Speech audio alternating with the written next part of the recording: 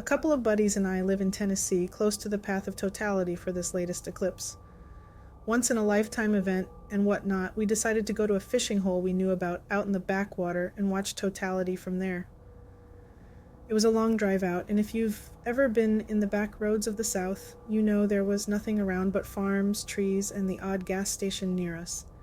Hundreds of people swarmed Tennessee to get in the line of totality. But secluded as it was, there were no out-of-towners in sight of the fishing hole.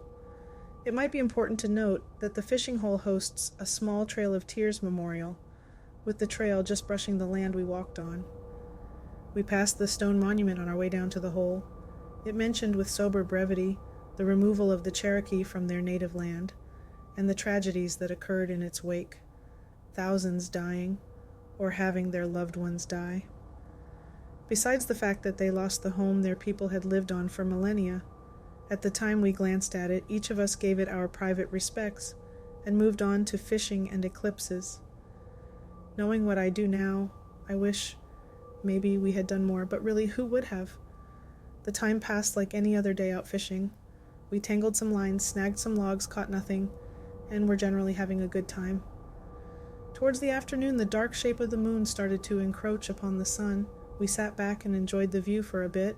We hardly noticed it until it had happened.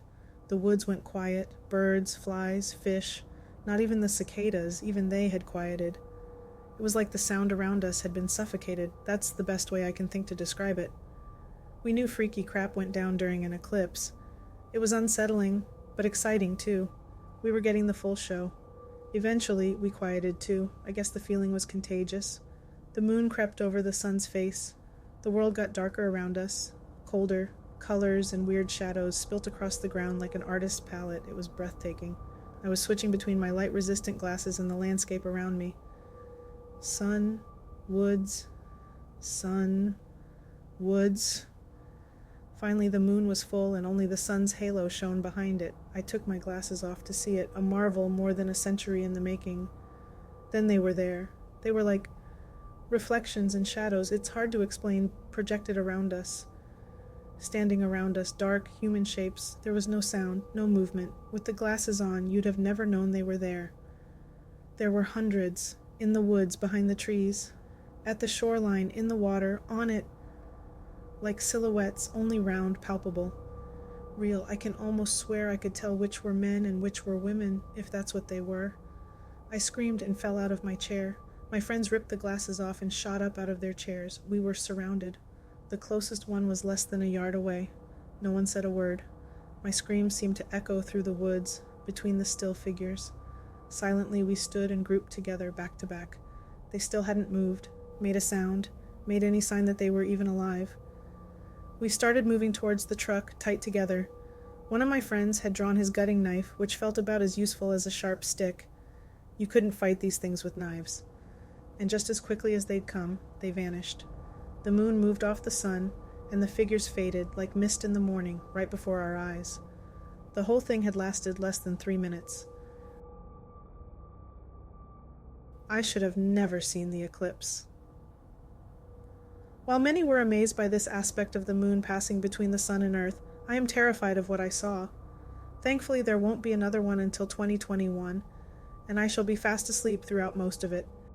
And you may be wondering, what is there to get so fed up about a solar eclipse? Allow me to explain. The 21st of August, 2017, the day of the new moon, the so-called Great American Eclipse, is going to appear at its maximum where I live at 2:44 p.m. I sat alone in my room typing up answers on the similarities and differences between the beliefs of Andrew Carnegie and Henry George.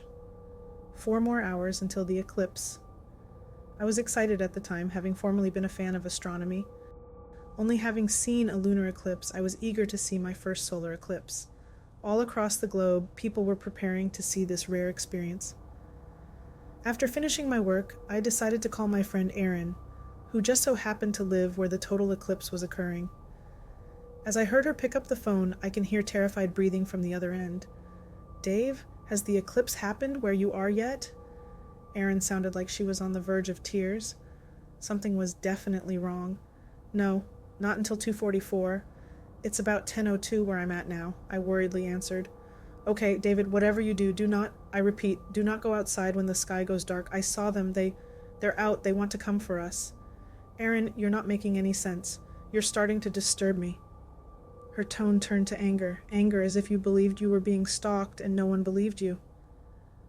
David, just listen to me. You need to believe me on this. This eclipse, there's something wrong with it. When the sky went dark, I saw these things. I can't even describe what they look like, Dave. Just thinking of them makes me want to hide. Please, don't go out. And with that sentence, the phone hung up. There was truly something going on with this. Erin liked to joke around subjects such as this, but this time her fear was genuine. I was able to hear her quiet sobbing, as if she was even struggling to hold the phone in her shaking hand. However, curiosity got the best of me. I wanted to see that eclipse. A few hours later, after a lunch of leftover clam strips and fries, I made one of those cereal box viewers for the eclipse. 2 openings, one for my eyes and one for the sun's light to enter through. Checking the window, I was able to see it was not as bright as before. I then began to disobey Erin's request and went outside with the box. It was at first exactly the same as it was before, the rows of apartment buildings across the street, the many cars of people who did not know how to park. I walked out of the porch and took out my viewer. Putting my eyes in the viewer, I was able to see the small, bright crescent inside that were the sun and moon. No sign of them.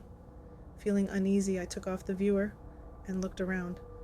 Nothing still hasn't changed. That was when I first saw one. It was in between 2 of the apartment buildings across the street. It was pure black, a visible void in my vision shaped like a human.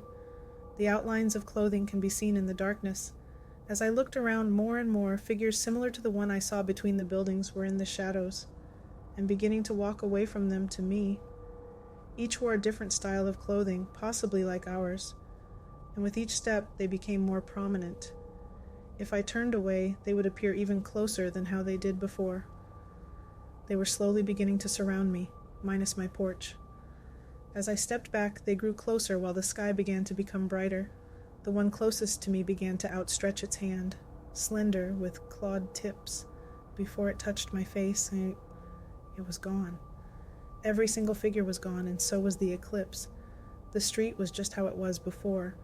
I ran back inside, locked the door, and made sure every window was covered.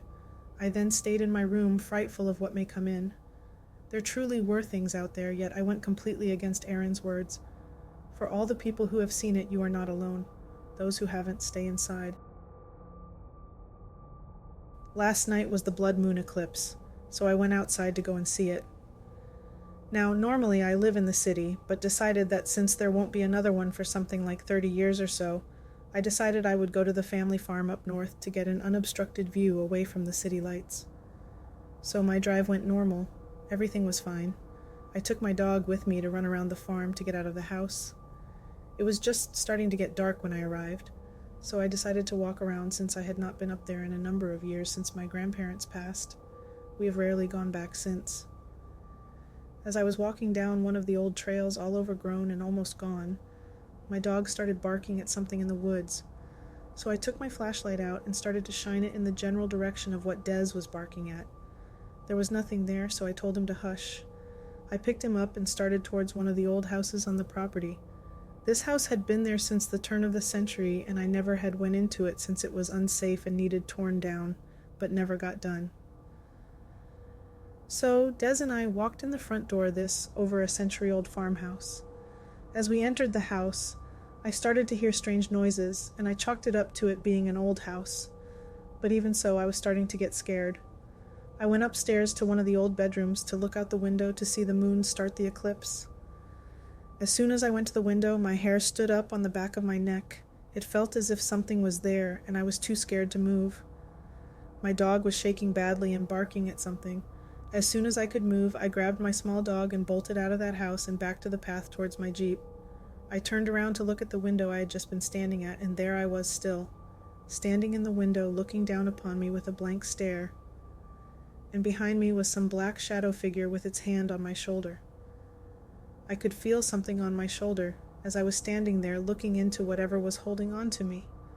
As I ran down the path to my car, I came to a fork in the path, and there it was, the shadow figure blocking my way. I did not know what to do, so I darted off the path, trying to get away from whatever seemed to be hunting me. I ran through the woods for what seemed like an hour and finally got back to my car just as the eclipse was ending. I got in my car and hauled it home. I do not know what that thing was and why I saw myself, but I have not slept since. I hope that I do not see whatever that was again, and that I'm not still trapped in that room imagining writing this. I'm writing this with the curtains drawn, sitting in my room with my lights on. I did a double check of all the locks in the house. I'll probably just stay up until I see sunlight because there is no chance I'll be able to sleep at this point. I hope you all had a chance to see the eclipse from a safe place. I didn't, as I mentioned before, tonight, January 20th, there is a super blood wolf moon. Super because it's close, blood because it will be red, and wolf because some ancient lore and folk tales speak of super wolf moons in January during which strange things would happen, and people would change. I love watching events like this. I've always been fascinated by the moon and the power it holds. I began watching the phenomenon from my window, deciding only to go outside when it was close to a total eclipse, given that it is currently minus 36 degrees Celsius. When the time came, I put on my jacket, 2 hats, and some heavy-duty gloves and my telescope and went outside on my porch.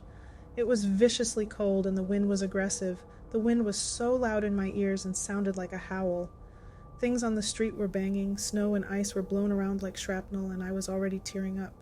After 3 minutes, I heard my automatic lock close behind me, shutting me out until I could open it from my phone.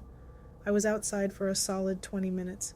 The moon was almost in full eclipse when I started to hear rustling coming from between 2 houses across the street. I figured the wind had knocked over some bins or something. I looked back through my telescope at the moon. A moment later, I started to hear slow, rhythmic squishing noises that you would hear when you walk in deep snow. I lowered my scope to see something I cannot for the life of me explain. Emerging from the 2 houses was a dog. Not a normal dog, a huge dog, but it still didn't look normal. It was more of a wolf. I stared at it for a second, and it stared back. After a brief second, it suddenly stood up on its hind legs. This is when I turned to run back inside. I pushed on the door only for it to be locked. I grabbed my phone from my pocket, ripped off my gloves, and navigated to the lock app. It felt like it took hours to connect via Bluetooth. Any longer, and I don't know what I would have done. Luckily, it connected fast, and I pushed my way inside. Once in, I slammed the heavy door and locked it. I sunk down to the floor, still trying to process what just happened. I decided to take a peek outside through the camera on my smart doorbell. I froze as I saw the thing standing at the bottom of the steps of my porch. I didn't move as to not make any noise. I waited for what seemed like hours for it to turn and skulk back across the street. Just as I finally let out a deep breath, it turned back from the middle of the road as if it heard me. I froze. But then it turned and went back down on its front legs and disappeared between the houses. As much as I love to watch an eclipse, I think I'll be doing so from inside from now on, with the doors locked and the lights on.